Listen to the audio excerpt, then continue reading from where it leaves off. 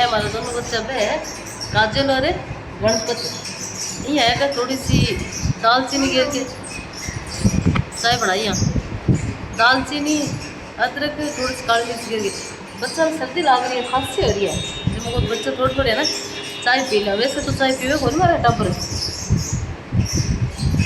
स्वाद है क्या अच्छी है क्या तो इसी चीज़ से चाय आना